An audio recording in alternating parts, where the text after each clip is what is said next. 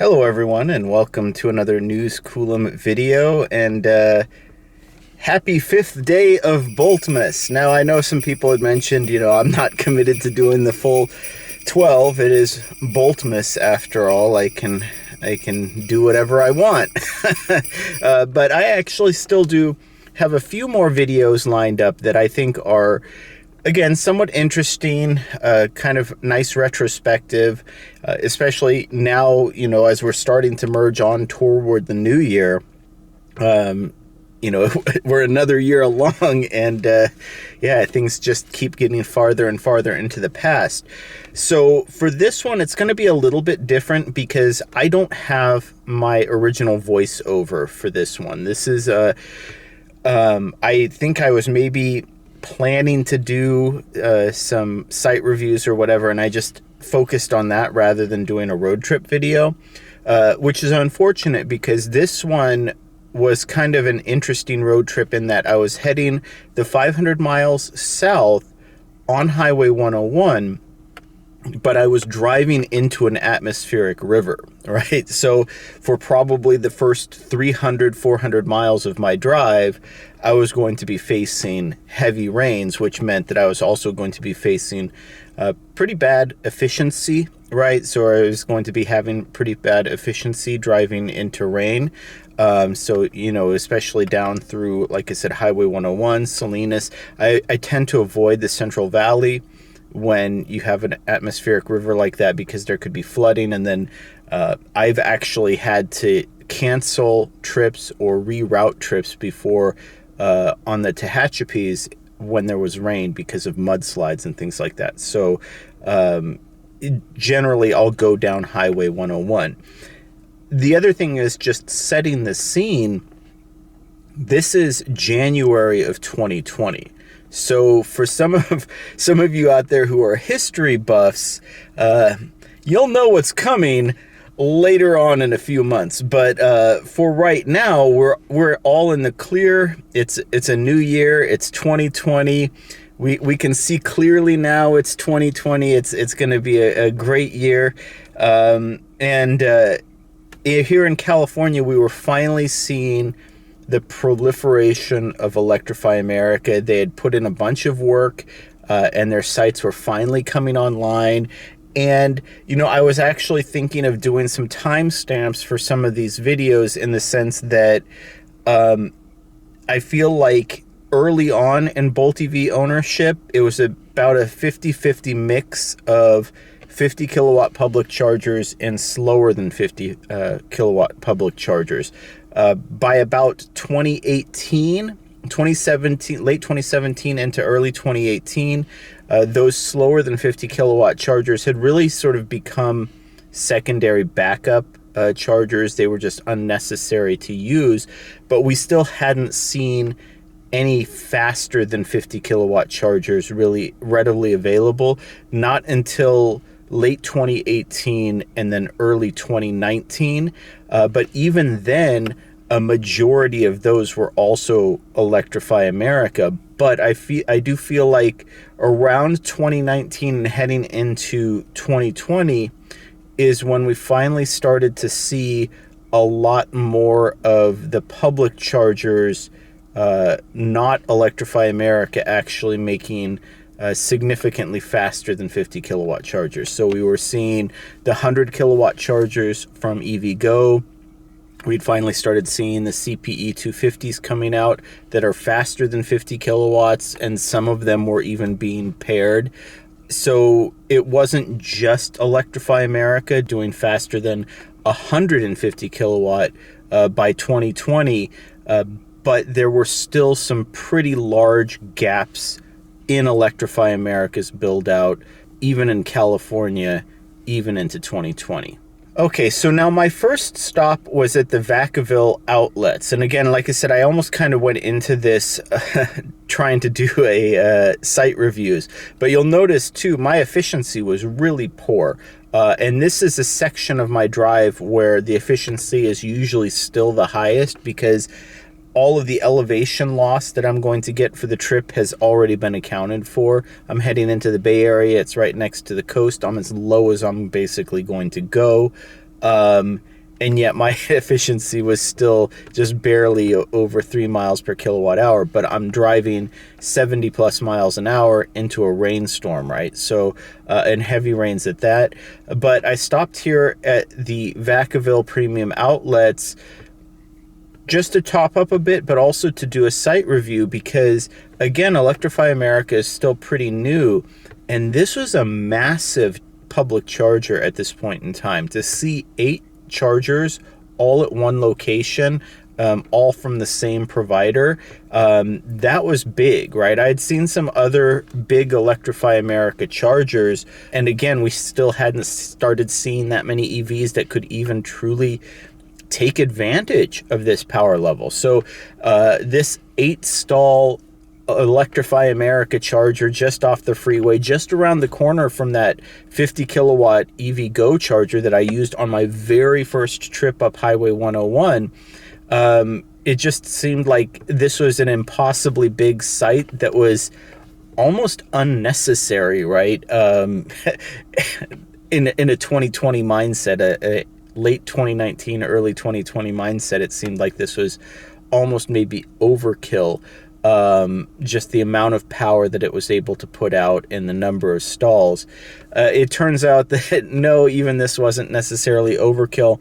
And this Vacaville site has actually been updated since I last visited. So they have the new Gen 4 equipment now. So they've actually since replaced those old ABB units that I never really had an issue with, but apparently they were one of the charging hardware manufacturers that had the most issues in terms of thermistors and thermal management.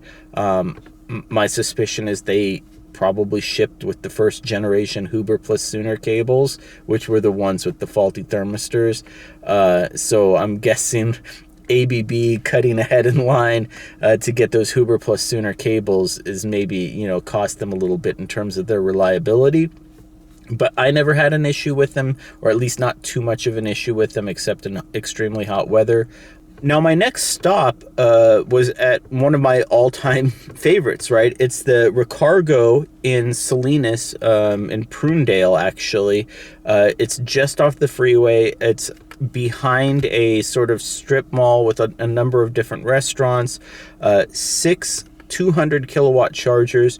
EVgo has since replaced this site with 650 kilowatt BTC power. These are also the BTC power units, but Recargo had them upgraded for the screens. And I love this site. Great amenities on site, just off the freeway, plenty of chargers. And this was also kind of early on why I had embraced credit card readers, right? These units came with a great credit card reader system that you literally, you swipe your card, it accepts your payment, and then it gives you like a minute and a half to plug in and before it activates the charge session, so you have plenty of time. You're not like scrambling to do anything. They had the big massive screens with all sorts of great information and readouts on them. So I love this charging site. But again, I'm here in the rain. I took a long session this time. I think it was almost an hour to go from 3% to 70% in the Bolt EV. Again, this is one of those complaints people had about the Bolt EV's slow charging. But, I had just eaten a meal at Sarita's just around the corner. So I was just taking my time, and I wasn't rushed and came out. I had 70% battery. No timers, no automatic shutoffs in the Recargo station. You just keep plugging in and charging for as long as you need to. So I had also been joined by another Bolt EV that was there in the blue. It turns out I talked to the driver later in this trip because we were heading the same direction. So we'll see him in a moment. All right, so this third charging stop, I was back down to 3% battery again. Long stretch down Highway 101. This was Paso Robles. It's just above the hill before you head down into San Luis Obispo, which is saying something again about my efficiency, because San Luis Obispo used to be my other go-to charger. I don't think I could have made it, given the fact that I ended up in Paso Robles with only 3% battery.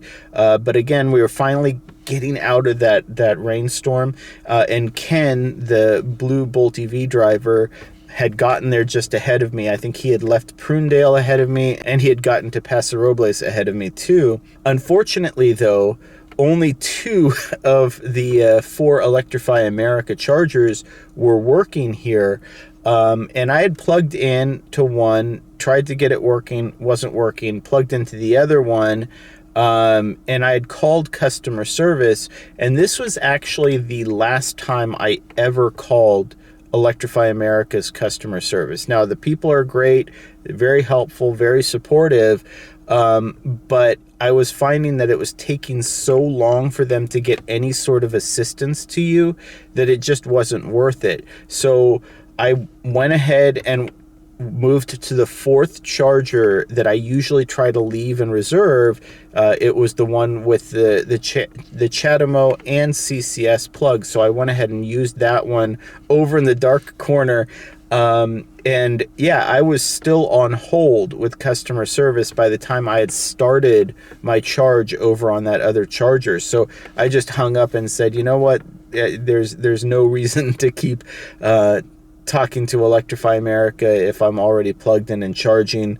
And like I said, that was the last time I've ever called them. But I also kind of want to reiterate this too. People last year, the year before, were talking about how poor Electrify America was. But keep in mind, I've been using them the whole time. In my opinion, this was probably the lowest point for their reliability. So whatever you experienced in 2022, 2023, 2024, their reliability was even worse in 2020. So just keep that in mind. And that's why I said, you know, I've seen their incremental improvements over time. And with this new 4th gen hardware, there's really hardly anything to complain about anymore with Electrify America based on my experiences. They've actually gotten to the point that they're one of the more reliable public chargers available. All right, and so this is my last charging stop for the trip. It's in Buellton, just off of Highway 101. It's a Marriott over there. They had 2 50 kilowatt ChargePoint. These are the Tritium V-Fill chargers. And this hotel actually also has a bank of Tesla superchargers.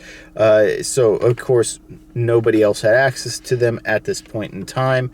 But yeah, I went back and used those chargers, and this was partially a bit of convenience for me, but it also works out in this retrospective because it kind of illustrates the point that I was making, that Paso Robles was the end of the line at this point in time for Electrify America support on Highway 101.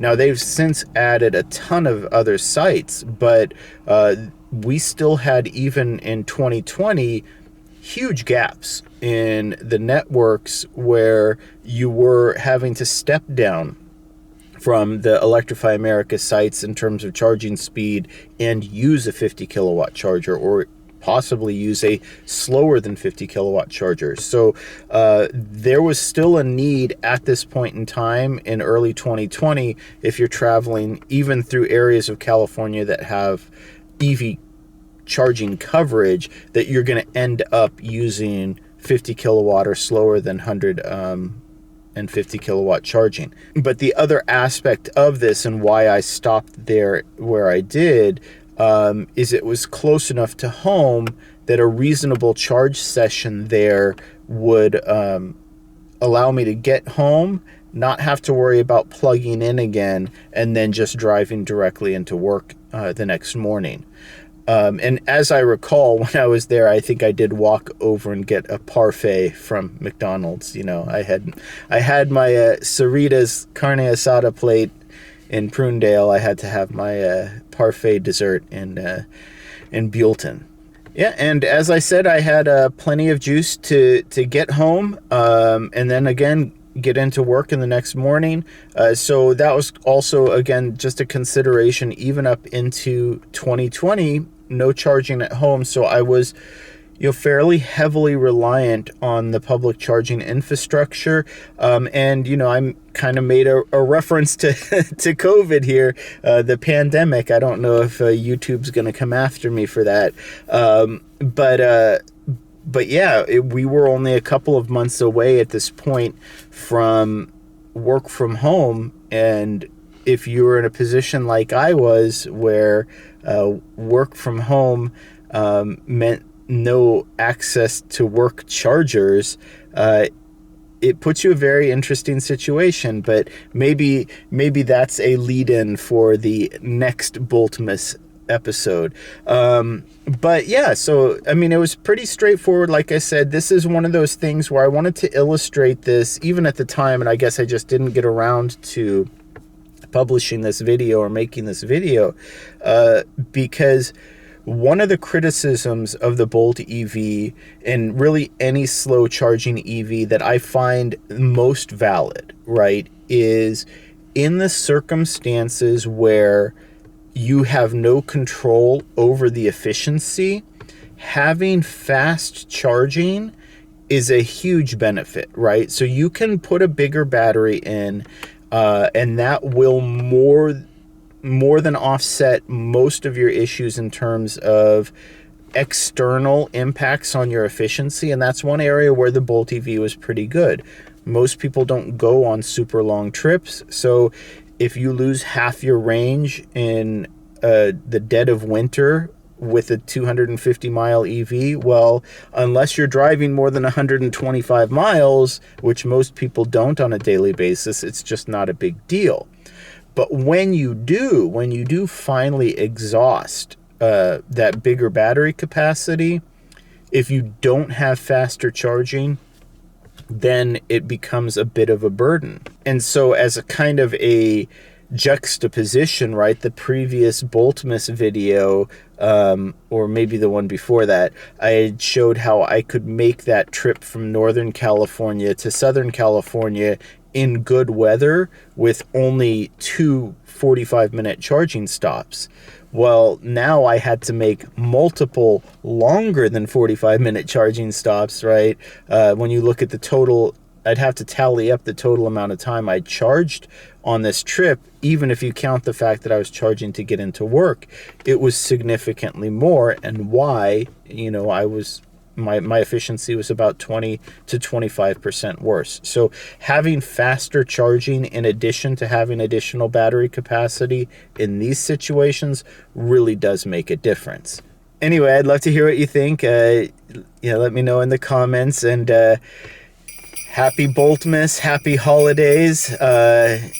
Cheers for everyone, and we're heading into hopefully a fine new year. I think that's what we can ask for at this point. And thank you for watching.